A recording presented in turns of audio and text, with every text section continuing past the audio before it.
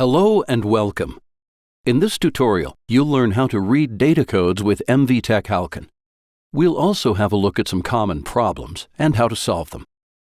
Let's write an HDevelop program that reads the data codes in this image.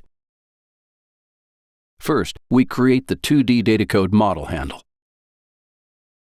Here we specify the type of data code we want to read. HALCON can read data matrix ECC200 codes, QR codes, and much more. The GS1 variants include additional rules about how the decoded data is formatted. Double-clicking on that data code handle lets you inspect all the parameters that are set by default. For the next step, we use the operator findDataCode2D to locate and decode data codes in the given image. As a result, we get the decoded string and an XLD representing the location of the decoded codes. This basic workflow is already sufficient for a lot of applications. Note that the datacode reader by default stops after decoding the first code. You can adapt this behavior using the generic parameter stoppedAfterResult num. Notice, however, the second data code is still not decoded. More on this in a moment. Now, if you need more information about the found data codes, have a look at the datacode handle. It now includes the candidates of the last datacode search. The successfully decoded data codes are marked. The integer result handles also indicates the candidates that could be decoded. This is useful if you want to access additional information with getDataCode2D results and getDataCode2D objects.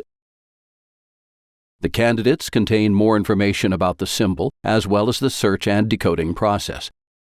If a data code cannot be read, the information here might give you a hint about what could be improved.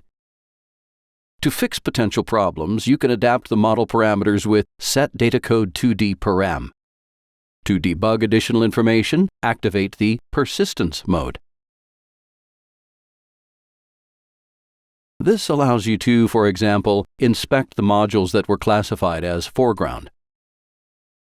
The persistence mode also enables a print quality inspection. Have a look at our corresponding video tutorial for much more information. The default parameter values are set based on the type of data code we choose in Create Datacode 2D Model. Those default values are meant to be a good compromise between speed and robustness. However, they may be unsuitable for your specific application. For example, the default setting is such that only dark codes on a light background are searched. Besides the default parameters, we also provide enhanced and maximum recognition parameter sets. You can use them to try and read challenging data codes with more tolerant parameters.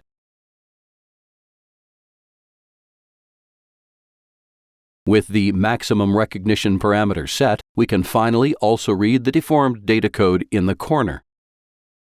However, this also requires much more time and memory than the standard parameters. A lot more candidates are found which have to be decoded if possible. Thus, you should try and find out which parameters are relevant for successful decoding and adapt them individually.